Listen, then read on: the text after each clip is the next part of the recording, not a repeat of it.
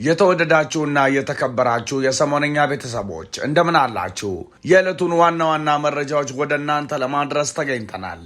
ዛሬ ከምንመለከታቸው ጉዳዮች መካከል የግብጽ ጦር የሩሲያ ሰራሽ የሆነውን ኤስ-300 ቪኤም የረጅም ርቀት የአየር መከላከያ ሚሳኤል ስርዓትን ለመጀመሪያ ጊዜ በይፋ ለዓለም አሳይቷል። ይህ ይፋዊ መግለጫ የተሰጠው አዲሱና ግዙፉ የሀገሪቱ ስትራቴጂካዊ ወታደራዊ እዝ ማዕከል ዘኦክታጎን በተመረቀበት ወቅት በተደረገው ስነ ስርዓት ላይ ነው።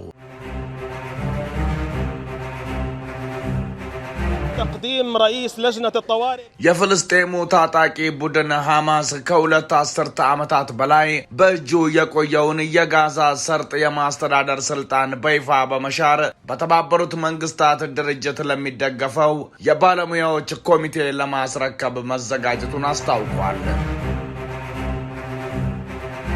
የሩሲያ የውጭ ጉዳይ ሚኒስተር ሰርጌይ ላቭሮቭ እንደ አውሮፓውያን አቆጣጠር ጁላይ 7 ቀን 2026 ለአፍሪካ ይፋዊ የሥራ ጉብኝት መጀመሪያ በሆነው ጉዟቸው አዲስ አበባ ኢትዮጵያ ገብተዋል። በሚቆዩበት ጊዜ ከኢትዮጵያ የውጭ ጉዳይ ሚኒስተር ጌዲዮን ጢሞቴዎስ እና ከፕሬዝዳንት ታዬ አጽቀሥላሴ ጋር የሁለትዮሽ ውይይት ያደርጋሉ። እስከ ፍጻሜው አብራችሁን ቆዩ። ካሬ 73 ሺህ ብር ባለ 5 ኮከብ ሆቴል ስታንዳርድ ኮምፓውንድ አፓርትመንት 30 በመቶ እውነተኛ ቅናሽ 50 በመቶ የባንክ ብድር አመቻችተን ረዘም ባለ በተመቻቸ አከፋፈል ከ720 ሺህ ብር 10 በመቶ ቅድመ ክፍያ ጀምሮ ሁሉም የከተማችን ነዋሪ ለመኖር በሚመኝበት ለልጆች ናሽናልና ኢንተርናሽናል ትምህርት ቤቶች፣ የሃይማኖትና የጤና ማዕከላት እንዲሁም የመዝናኛና የገበያ ተቋማት በቅርበት በሚገኝባት በውቢቷና ደህንነቷ በተረጋገጠው ሲኤምሲ አደባባይ ከአዲስ ኢንተርናሽናል ኮንቬንሽን ፊት ለፊት ቅንጡ ኮምፓውንድ አፓርትመንት በማያቋርጥ የግንባታ ሂደት እየገነባን እንገኛለን። በውስጡ ኮሜርሻል ሞል፣ 2 መዋኛ ገንዳ፣ የልጆች መጫወቻና የአዋቂዎች መዝናኛ፣ ጂምናዚየም፣ ስቲም፣ ሳውና፣ የመሮጫ ትራክ፣ 4000 ካሬ ላይ ያረፈ አረንጓዴ ስፍራ፣ 3-in-1 ባስኬትቦል ኮርት፣ የተንጣለለ የመኪና ማቆሚያ፣ ከባለ 1 እስከ ባለ 3 መኝታ ቤት አማራጭ እነሆ ይሎታል። ለበለጠ መረጃ በስልክ ቁጥር 0912 96 66 54 ወይንም በ0928 5364 28 ይደውሉ።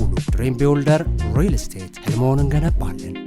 ግብጽ አደገኛውን መሳሪያ ጨበጠች። የግብጽ ጦር የሩሲያ ሰራሽ የሆነውን ኤስ-300 ቪኤም የረጅም ርቀት የአየር መከላከያ ሚሳኤል ስርዓትን ለመጀመሪያ ጊዜ በይፋ ለዓለም አሳይቷል። ይህ ይፋዊ መግለጫ የተሰጠው አዲሱና ግዙፉ የሀገሪቱ ስትራቴጂካዊ ወታደራዊ እዝ ማዕከል ዘኦክታጎን በተመረቀበት ወቅት በተደረገው ስነ ስርዓት ላይ ነው።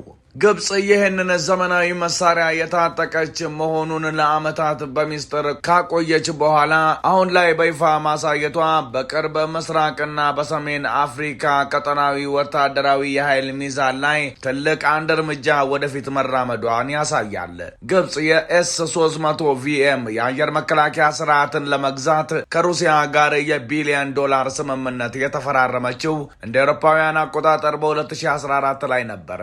ምንም እንኳን በወቅቱ ከሩሲያና ከግብጽ ወገን ይፋዊ ማረጋገጫ ባይሰጥም እንዲሁም አንዳንድ የሩሲያ የመከላከያ ተቋማት ዘገባውን ቢያስተባብሉም መሳሪያው ግን ከ2015 ጀምሮ ወደ ካይሮ መጓዝ እንደጀመረ ይነገራል። እንደ አውሮፓውያን አቆጣጠር በ2017 ሁሉም የሚሳኤል ባትሪዎች ለግብጽ ተረክበው እንደነበር መረጃዎች ቢያመለክቱም የግብጽ መንግስት መሳሪያውን በተግባር በይፋ ከማሳየት ተቆጥቦ ቆይቷል። ለዚህ ሚስጥራዊ ዋነኛው ምክንያት ዓለም አቀፋዊ የጂኦፖለቲካዊ ጫናዎችና በተለይም ከአሜሪካ ሊሰነዘር የሚችለውን ማዕቀብ ለማስቀረት የታለመ ስትራቴጂ እንደነበር የደህንነት ተንታኞች ይገልጻሉ።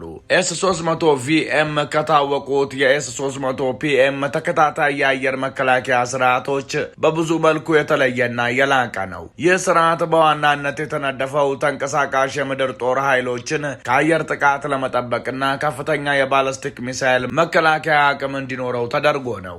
ስርዓቱ ከ200 እስከ 250 ኪሎ ሜትር ርቀት ድረስ ያሉ የጠላት ጀቶችን፣ ድሮኖችን፣ የክሩዝ ሚሳይሎችን እና ታክቲካዊ የባላስቲክ ሚሳይሎችን የመምታት አቅም አለው።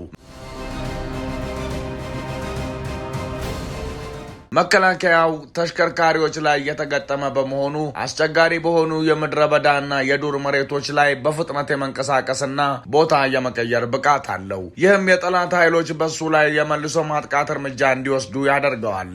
እጅግ ዘመናዊ ባለብዙ መስመር የራዳር መረብ የተገጠመለት በመሆኑ በአንድ ጊዜ በደርዘን የሚቆጠሩ ኢላማዎችን መከታተልና መምታት ይችላል። በተጨማሪም የጠላት የኤሌክትሮኒክስ መቃወሚያዎችን የመቋቋም ከፍተኛ ብቃት አለው። ግብጽ ባለፉት 10 ዓመታት ውስጥ በምስራቅ መካከለኛው የአየር ክልሏ ላይ እጅግ ጠንካራና የተደራረበ የመከላከያ ጋሻ በመገንባት ላይ ትገኛለች። የኤስ-300ቪኤም መከላከያ በዚህ ስትራቴጂ ውስጥ ከፍተኛውንና የረጅም ርቀቱን የጥበቃ ቀለበት ይይዛል። የግብጽ አጠቃላይ የአየር መከላከያ መረብ የሚከተሉትን ያጠቃልላል።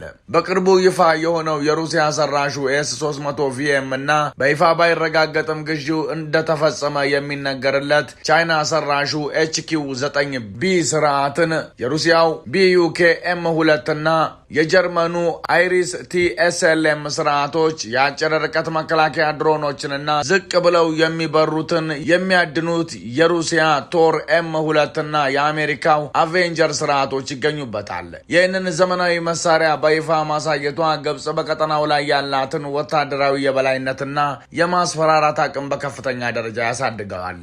በተለይም በቀይ ባህር፣ በሊቢያ ድንበርና በናይል ወንዝ ተፋሰስ ዙሪያ ያሉ ስትራቴጂካዊ ጥቅሞቿን ለማስጠበቅ ትልቅ ዋስትና ይሰጣታል። ሆኖም ግን የውጭ መከላከያ ተንታኞች እንደሚሉት የዚህ ስርዓት እውነተኛ ውጤታማነት የሚወሰነው መሳሪያው ራሱን ችሎ በሚያሳየው ብቃት ላይ ብቻ ሳይሆን ግብጽ ከተለያዩ ሀገራት ከአሜሪካ፣ ከሩሲያ፣ ከጀርመንና ከቻይና የገዛቻቸውን የተለያዩ የራዳርና የኮማንድ ስርዓቶች በአንድ ማዕከላዊ የቁጥጥር መረብ ስራ እንዴት አቀናጅታ እንደምትመራው ላይ ይሆናል። ሐማስ ስልጣኑን አስረከበ። የፍልስጤሙ ታጣቂ ቡድን ሐማስ ከ2 አስርተ ዓመታት በላይ በእጁ የቆየውን የጋዛ ሰርጥ የማስተዳደር ስልጣን በይፋ በመሻር በተባበሩት መንግስታት ድርጅት ለሚደገፍ የባለሙያዎች ኮሚቴ ለማስረከብ መዘጋጀቱን አስታውቋል። ይህ እርምጃ በአሜሪካ አደራዳሪነት የተደረሰውን የተኩስ አቁም ስምምነት ተግባራዊ ለማድረግና የጋዛን መልሶ ግንባታ ለማፋጠን ያለመ መሆኑን ቡድኑ ይገልጿል። ሆኖም የቡድኑን ትጥቅ መፍታት በሚመለከት ግልጽ ማብራሪያ አለመሰጠቱ አሁንም በውሳኔው ዙሪያ ጥርጣሬዎችን ጥሏል። ሐማስ በጋዛ የነበረውን የአስቸኳይ ጊዜ የመንግስት አስተዳደር ኮሚቴ በይፋ አፍርሷል። ስልጣኑ በካይሮ ለተመሰረተውና በአሊ ሻአት ለሚመራው የጋዛ አስተዳደር ብሔራዊ ኮሚቴ ይተላለፋል። ይህ ኮሚቴ በተባበሩት መንግስታት ድርጅትና በአሜሪካ በሚመራው የሰላም ቦርድ ቁጥጥር ስር የሚሰራ ነው። በጋዛ ውስጥ የሚገኙ ከ40,000 በላይ የሲቪል ሰራተኞችና የፖሊስ አባላት በአዲሱ የቴክኖክራቶች ኮሚቴ ስር ለመስራት ዝግጁ መሆናቸውን የሐማስ ሚዲያ ቢሮ አስታውቋል። በዓለም አቀፍ የፖለቲካ ተንታኞች እይታ የሐማስ ስልጣን የመልቀቅ ውሳኔ የሚከተሉትን እንድምታዎች ይዟል። ሐማስ ሲቪል አስተዳደሩን መልቀቁ የእስራኤል ጠቅላይ ሚኒስትር ቤንያሚን ኔታንያሁ ጦርነቱን ለመቀጠል የሚያቀርቡትን ምክንያት ያዳክምባቸዋል። ምንም እንኳን የሲቪል አስተዳደሩ ለተባበሩት መንግስታት ድርጅት እውቅና ላለው ኮሚቴ ቢሰጥም የሐማስ ታጣቂዎች ትጥቅ እስካልፈቱ ድረስ የጋዛ የደህንነት መዋቅር አሁንም በሐማስ ጥላ ስር እንደሚቆይ ይገመታል። ይህ እርምጃ ለወራት ተስተጓጉሎ የነበረውን የሰብአዊ እርዳታ አቅርቦትና የጋዛን መልሶ ግንባታ በከፊል ለማስጀመር መንገድ ሊከፍት ይችላል። ይህ የሐማስ ውሳኔ በጋዛ ለ2 አስርተ ዓመታት የዘለቀውን አገዛዝ የሚያበቃ ቢሆንም የፍልስጤም አሁንም በእስራኤል ወታደራዊ አቋምና በሐማስ ትጥቅ መፍታት ሂደት ላይ የተንጠለጠለ ነው። ድንገተኛው የላቭሮቭ ጉብኝት በአዲስ አበባ። የሩሲያ የውጭ ጉዳይ ሚኒስተር ሰርጌይ ላቭሮቭ እንደ አውሮፓውያን አቆጣጠር ጁላይ 7 ቀን 2026 ለአፍሪካ ይፋዊ የስራ ጉብኝት መጀመሪያ በሆነችው ጉዟቸው አዲስ አበባ ኢትዮጵያ ገብተዋል። በሚቆዩበት ጊዜ ከኢትዮጵያ የውጭ ጉዳይ ሚኒስተር ጌዲዮን ጢሞቴዎስ እና ከፕሬዝዳንት ታዬ አጽቀሥላሴ ጋር የሁለትዮሽ ውይይት ያደርጋሉ። ይህ በይፋ ያልታወጀና ድንገተኛ የተባለው ጉብኝት ከበስተጀርባው በርካታ መልክዓ ምድራዊ፣ ፖለቲካዊና ኢኮኖሚያዊ ሚስጥራዊ ዓላማዎችን ያቀ ያቀፈ ነው ተብሏል።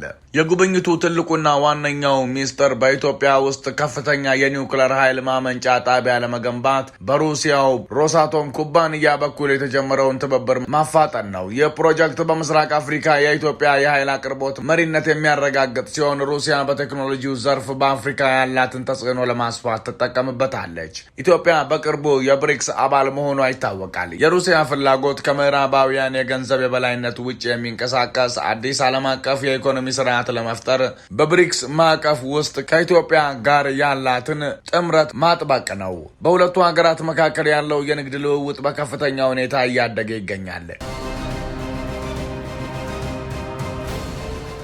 የሩሲያ የአውቶሞቢል ኩባንያ እንደ አውቶቫዝ እና ዩኤዝዲ ያሉ ወደ ኢትዮጵያ ገበያ ለመግባት እያደረጉት ያለውን ዝግጅት ማጠናቀቅ ሌላው የጉብኝቱ አጀንዳ ነው። የኢትዮጵያ አየር መንገድ ወደ ሞስኮ የሚያደርገውን በረራ በየቀኑ ለማድረግ ያቀደውን ስምምነት መሬት ማውረድም ይጨምራል።